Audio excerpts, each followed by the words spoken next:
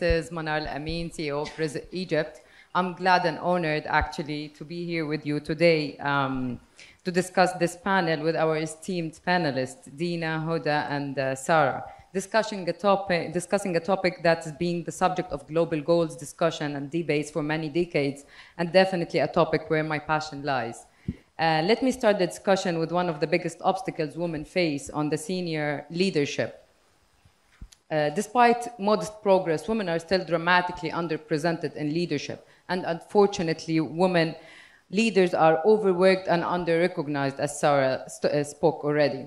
Over the past 2.5 years, all of the advancement the female leaders have made slid backwards in the wake of COVID. The pandemic disproportionately affected women as it substantially increased the need for hands-on care at home, with women leaving their jobs and drive to look after their families. I'll start with Dina, please. Women's participation in the workforce in this Arab region has decreased by 4.1% as the effect of the pandemic, while men's only decreased by 1.8%.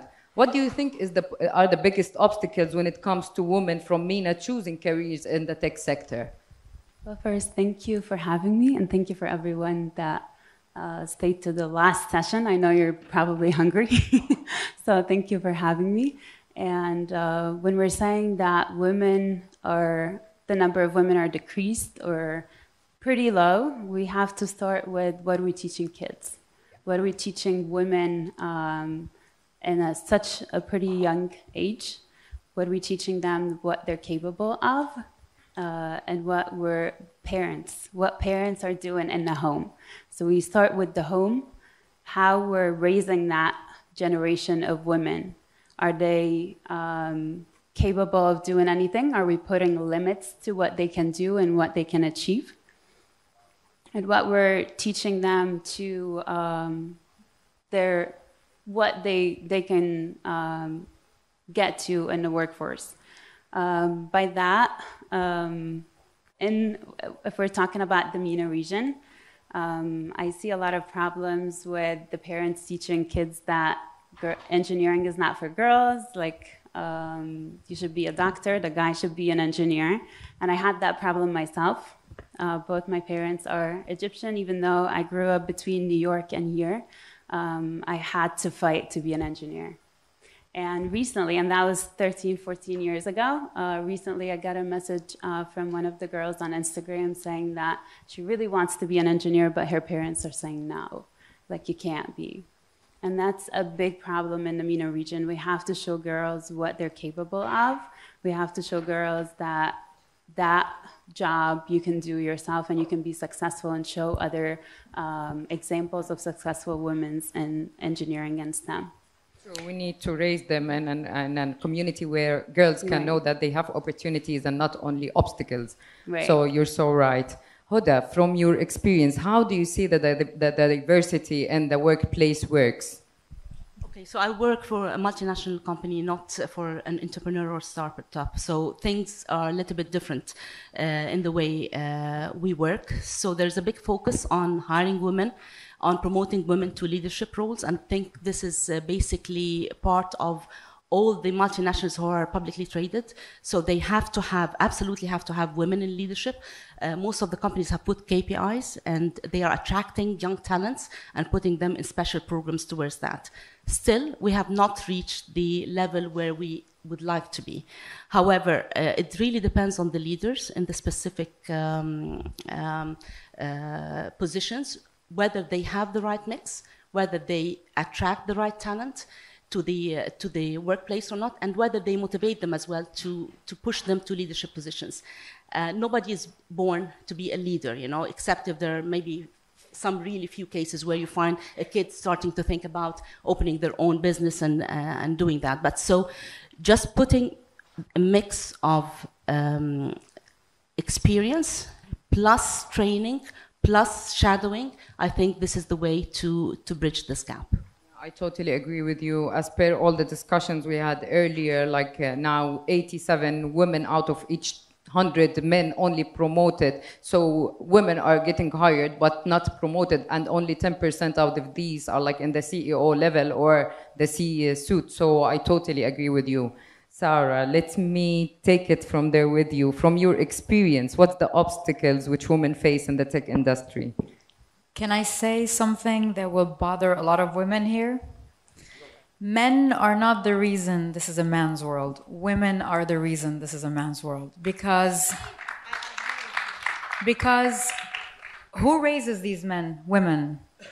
I sit with a lot of my friends and they have daughters sometimes and it drives me crazy. She goes to her daughter, when you grow up, you're going to be a princess. A rich man is going to marry you. You don't have to work. He's going to take care of you. I don't know any of these. Yeah, but her son listens to this. And the daughter listens to this. Of course, it comes from a place of love, but that's destroying everything, every ounce of ambition in that woman. So no matter how open your country is and how supportive they are of women, if the message is broken at home, like you said, it's broken. So for me, gender was never an issue for me. And gender will only be an issue for you if you find your gender an issue. A lot of women think that they have to be masculine because if they're feminine, men will perceive them as pretty, dumb, beautiful. She can't do it. So they go into their masculine, which destroys everything about them because your power is in your femininity. Now that's one thing. I know that once a woman sits on a high seat in a position in, let's say, government, private sector, in a company, whatever, I know you worked so hard to reach that seat. And I know you're scared that it might be taken away from you because men made it this way for us.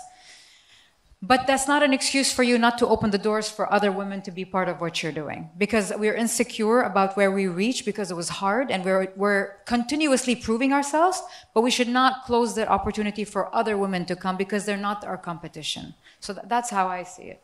You're right. Okay, but let me say something here, that as per the recent McKinsey report on gender equality, it stated that if the current employment trend continue, the global GDP growth is expected to decrease by as much as $1 trillion by 2030. And this surprisingly means that the women's labor force participation just hit where it was back in 1988. Let me ask you, Hoda, about this. How are you and SAP trying to face this? How can you retain women there? First of all, we're having some specific programs to attract women and basically scout women from outside in the very early age. So we look at the talents. When I hire, I don't hire a person based on their technical skills. I hire people based on their attitude, the way they think, the way they add to the place, whether they have positive energy or not. So I interview, it might sound crazy, to everyone who's customer facing. I make sure that I interview this person because it adds to the brand and it adds to the image. I also try to mix young talent with experienced people. So when I was, for instance, managing director for Egypt and frontier countries, first of all, the first thing that I've done is that I hired a successor because I want to grow. And I hire people normally who are much more stronger than me. And then I mix this with people who are very young talent, who bring the energy, who understand the market, who understand the requirements of the customers. Because in the regions where we live, 60% of the population is a young population. So we really need to understand what the customers are thinking of. How do they perceive things? And this is basically what's doing that. And then I lead something called Businesswomen Network, which also the company does, and Businesswomen Network help women grow. But at the same time, I make it very vocal that do not be part of a KPI. I do not support women to go into a leadership position just to fulfill a KPI. Because the moment you do this, you alienate women. You do not add to the workplace because men, you have to be also equal in the way you treat everyone, right? I will not put someone in a leadership position just to make sure that I fulfill a KPI. No, I will train them. I will promote them based on merit. And this is how I do it. Amazing. Okay, Dina, let me ask you, how do you do it in Microsoft? Can you tell me more about it? Sure. So I'll talk about Microsoft and a lot of the different tech companies.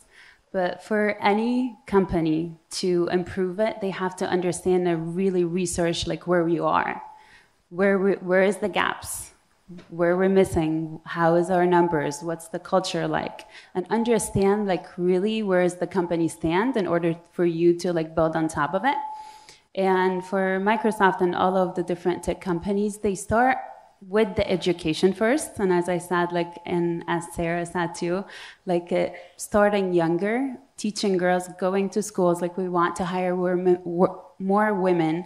We want to go to school. We want to be involved in their classes, robotics, go to different schools where we want to hire women, look for people that we want qualified and people that we want to hire, bring into the company, and even as early as high school. Microsoft brings people as an intern early in high school and just bring them, develop them in the company, understand like what technology we're developing, what are we doing, and then empower them. So there are two different things. We want to attract talents, but we also want to attract the talent, and we also want to retain the people. So attracting talents, companies go into the universities and hire people that we think is worth being at the company. But once we have them, how are we going to retain them? What are they interested in? What they bring into the company? How that we can grow them, we can sponsorship them, we can mentor them, we have different trainings, how we can empower those women to be at leadership positions. Got you. I think we are the real example of all what we're discussing because we have lived this. So like talking about our own experience is the real matter here. So Sarah, you tell me, how do you see like the inclusion of women have evolved for the last years, if I may say it? The thing is, it's evolving, but is it fast enough? I don't understand because my religious background is I'm a Muslim, yeah? And I remember the stories about the Prophet. They said the Prophet was younger than his wife, worked for his wife, she was the owner of the business, and he was not embarrassed of that. He was praising her for being smart. And now that I look at life now, I'm like, are we moving backwards or are we moving forward? Yes, you know, so it's just crazy. But I see a difference. But it all comes back to the message at home. The reason. Okay, yeah. That's the main reason. And then teaching women who have already been marinated in the culture and they think they have limits and all that, teaching them to break free from that stereotype so they can discover themselves. Yeah, I think it's our job to break those stories. Yeah, so for me, I hate the word women empowerment. Oh my God, it gets to my nerves when they say women empowerment. It's like, what? We don't need that, yeah? I never saw a bunch of men holding hands saying men empowerment. It's because it'll be weird, first of all. Yeah. And second of all, it's because they know they have the power. We don't need to beg for something we already have. Yeah. We just need to figure it out. And I think every woman who's successful should be an inspiration story to all the women out there. Not to empower them, but to inspire them. Because a woman would do only if she knew she could. And your job is to show her and to let her know that she could. Yeah, and not to empower her. Exactly. Yeah, not to adhere to the norms or codes set by men. So it's definitely on us to do this. And we can all participate in doing this. Women and men complete each other. They don't compete with each other. And I understand men came from a place where they were burying daughters and women were hiding and covered and all that, to right now women being bosses and self-sufficient. I get the confusion that the men are going through. But this world will not change until women raise their kids differently and men understand and come to a peace that a woman completes you. She doesn't compete with you. Yeah, at least to create a clear path. That's it. Yeah, got you. Hoda. Actually, I will talk about another angle. Okay, when you go to multinationals, you have to have women empowerment. And I will tell you why. Because when you run your business, you can do whatever you want. When you go in multinationals, it's very tough in there. And you have to work Define smart. Empowerment. Empowerment as, first of all, to give them an opportunity. Because you can go, you can talk, people will interrupt you, they will cut you, and they will not believe that you would be able to run, for instance, a tech company. Just to give you an example, okay? I was the first woman to be hired as a managing director for software company, multinational software company in Egypt and frontier countries. In fact, for SAP, I was the first across Middle East and Africa. Okay, so it's not an easy thing. And by the way, when they sent me to Egypt, because Egypt was not performing well, so it was a safe bet. So they were assessing whether they should close the business or invest more. I went in, again, as I said, I hired people who are stronger than mine. That's the recipe. Get people, don't be afraid to hire a successor immediately. This is how you grow. I hired the successor immediately. I hired people who are stronger than mine. There was a cause. There was a vision. I'm doing this for 1, 2, 3. And I operated as a startup inside a multinational. Only then I got a place at the table. You don't just get a place at the table by default, by the way. And when I grew up to be gender blind, I was one of the daughters with three. I had 2 other sisters. So there was no difference between men and women, although my father is Saidi from Egypt. Yeah, so we come from a specific background.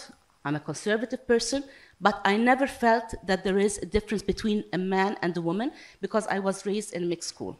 But when I went back, being outside of Egypt for 15 years, I discovered in some of the pictures that we got initially that I was the only woman in the picture. Yeah, and then I started to say, no, this had to change. So I started to hire women, and then we reached a 50% mix between men and women. And yet till now, it's only 30% of the tech companies are women. But that's you believing in women, giving an opportunity, not empowering. Because when you give a man an opportunity, you're not saying I empowered him. Every cell in your body has a membrane. Every particle of your body listens to everything you say. And if you tell a woman empower, that means giving her the power to believe she can achieve. I don't think so. You believed in women. You opened the door. But you trust served. Me, there are other leaders who do not believe. But you did. I did, yes. Yeah. But I'm saying I'm not representing the whole company. I'm not talking about my company. There are other leaders who do not believe in women. Okay, Dina. I feel that I agree with the 2 of them. Sarah is more of the future, but like right now there's so much that we need to do. So we need women empowerment right now. I hope that one day in the world we would not need that word empowerment. Unfortunately, but now we right need now to work harder than smarter. We absolutely do. Till we change those stereotypes, at least. So yeah. I hope we get to a point where we don't need that. Definitely we can. It's on us to do it. So definitely we'll do it. The point is change the word because it's a little bit like makes women feel like they ain't got no power. This is why we're shining light here in women in tech and not on the women empowerment thing. So we're totally aligned here. Thank you so much, ladies, for this. And I believe that it is on us again to change those stereotypes. And again, I think that we're able to do it. Definitely. Together. Can we thank also Forbes Middle East for hosting this? Thank you. Yes. And Khulud behind it all. Thank you like so much. We have the women. Thank you for the women behind it all. She believed of the topic since I told her. So let's do women in tech. She said let's do it immediately. So thank you so much. Thank you. Thank you. Yes, sure, please. Actually, for the past 2 days, we've seen a lot of questions. I never asked one. Is it okay if I ask a question? Sure. Actually, it's more of a reminder. A long time ago, I hosted Sarah in an interview, and one of the things that we spoke about was precisely women empowerment. And I remember back then you said that you didn't like the phrase women empowerment because it suggested that women were weak, when indeed they are not. And so I just wanted to bring that up, and that's something that always resonated with me, because I couldn't agree with it more. I don't think women are weak, and I definitely agree with that when I go home. I mean, we were raised in a household of 4 men and my mom, and you should see how terrified we all are if she's in a bad mood. I'm not joking. So to suggest that somebody like my mom needs to be empowered any further, Allah yastar yani. But anyways, anybody has a question? Okay. So I'm going to speak to some of what's going on. I've witnessed some of what you guys are describing. My own sister, she was being taken advantage of by her husband and business partner, who she founded the business and he took 75%. And I told her, leave, create your own business, keep 100% of it. And then he ran after her, said, you can have 50%. And so, you know, first of all, you have to stand up for yourself. Don't let anyone take advantage of you. That's the first thing. The second thing is, don't get involved with people that don't have morals. When we were at Hotels.com, the founders basically all had one problem. We hired a lady, you can Google her. Her name is Cheryl Rosner. She was our CMO. Every wife of every founder stopped talking to us for more than a month because we hired Cheryl. Cheryl wore very tight clothes. She had her own style. Oh God. But she was amazing at what she did. She was the best at what she did. Is there a question here, or it's just a story? It's a story. So I'm just saying that ultimately women can fight women's success, and people who have principles, they're willing to go to bat for you. Those are the people you want to identify, because that's how you empower yourself more than others empowering you. Thank you. Thank you so much. I told you, women are the problem.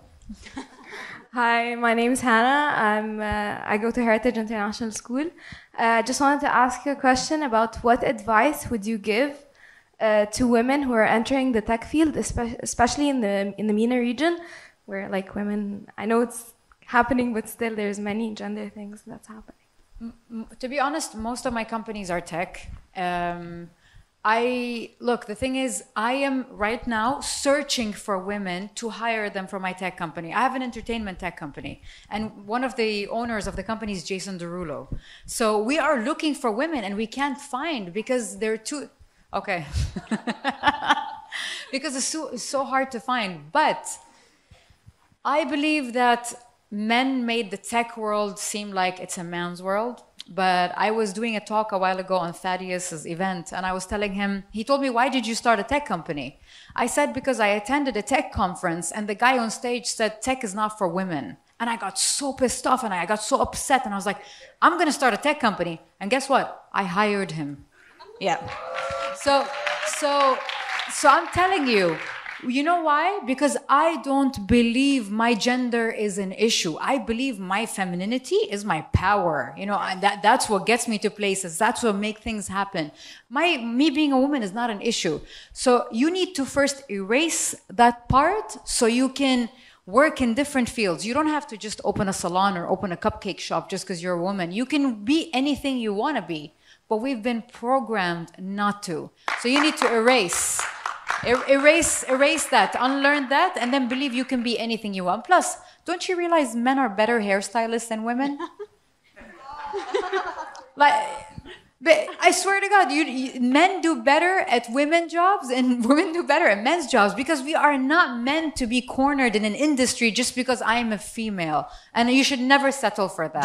Just believe in yourself, work on yourself, just work hard on whatever you believe in, and that's it. Just forget about the gender, do whatever you have to do, and sleep at night knowing that you have done your best, and that's it. Yes, and adding on to that, in my classes, I teach electrical and computer engineering classes, and I see girls not knowing their power and not owning it. Like when I have a presentation or a project, they're always like hiding. I know there are only few women in the class, but they're always like hiding. Did I do it right? Did I got it right? And like always asking for people to like tell them, yeah, Woman up. You're validating me. No, I want you to own it. Know your power and own that power. You're capable of doing it. All right. Say something. Yeah. Work on your brand, okay, from day one. Work on your brand, put a plan for yourself, go after it, and deliver on every word that you promise to do. So this is how people would respect you, and then you will gain a seat at the table. Yeah, can I ask a question? Yeah. Hi, my name is Adil Hatahit, and as you are all four ladies on the stage, I feel that someone had to speak up for the men. I've been defending men the whole time. Yeah, you did, actually. But I wanted just to point out something that really, after discussing this kind of topics, it's very important to have women empowerment, as you were discussing. Like, it's very important to have 50-50 in big corporates. But honestly, I feel that on the long term, maybe, we're having some risk of we feel that we at some point we're going to reach a moment where we need maybe men empowerment, and this is causing a big please, but just let me continue. I feel that the balance is very important, you know, and it's making so many men that I know are feeling a bit insecure of maybe getting into work or getting into high positions or maybe getting into a marriage sometimes. Because, no, really, this is true. It's true, yeah. Because they are getting afraid of this crazy and huge support for women empowerment, and they feel that if they make any small mistake, there's gonna be like, oof, a crazy attack on them for that mistake, but no one is supporting them. What can we do about that? Do you know the amount of effort do we need to put to be sitting here today? So like you work 7 or 8 hours a day, we work the same amount of hours, but we raise kids, we work on ourselves, we take care of our families, we take care of our husbands' families. No. Then let's balance in the kids care thing. Let's balance in the homing and care thing. Yeah. Let's have the equality in everything. Yeah. All right. I love how men sometimes want to be alphas, but in certain situations they're like, you know, we can be equal there. You cannot. Look, it's impossible to be equal with things, and I know what I can do, you know what you can do, I know what I can't, and you know what you can do. That's why I'm saying the only way to change the narrative is not to make women fight for everything they do to prove themselves. Make it easier for us to be equal as you. That's it. Because we complete you. That's simple as that. All right, guys, can we take one more question? Okay, go ahead. Last thing, I feel like when you're saying, like your whole question, we're not saying women empowerment to take the power of a man. We're just saying that we want to be equal, we want to give them the opportunity, but we're not, because we're given or empowering when we're not taking the power from the other. All right, we'll take one last question here. Hello, I'm Anna. I work for WISE. I have a question, maybe specifically, I'd be curious to hear from you, Hoda. So actually, this is a good segue into this. So when we're working on these topics, I think particularly in multinational companies, I think it could be useful to also have male allies. What are your thoughts on that? How do you work with men who are really passionate about, you know, elevating women, let's say? And I'd be curious to hear your thoughts, especially because, you know, you're in a senior position at a very big multinational company. Thank you so much for the question, but I would like just to comment on the question first. I actually can relate to what you're saying for one specific thing. Again, multinationals have not yet reached the equality limit that would allow them to be favorable when trading on the stock exchanges, which is making the opportunities for women to come in higher than a man. Even, you know, when you look at the hiring, they will tell you there is a preference for a woman. Yeah, and that's why it's very important for the leader to make clear that there is no promotion. No one will be hired just based on gender. You know, this is something that the leader himself has to reiterate so that people don't feel that they are entitled for a role. And this is how I deal with my team. So for instance, I would tell them very clearly in the Businesswomen Network, which is only for promoting women, that please be grounded, always be humble, and don't feel entitled, because you will not be promoted for a role just to fulfill a KPI. And at all times, there has to be equality between men and women, and the promotion or the getting the role would be only based on merit. The moment you set those principles, just forget about the pressure that you're having to fulfill specific KPIs. People will be encouraged to work, and then you will find everyone really giving a helping hand to the other, or else it would be a fight. And this is, I think it's a duty for the leader to set the culture and make the principles very clear to everyone. Right. Can you wrap it up? Yeah. Thank you so much for this, and I really enjoyed this actually. Thank you.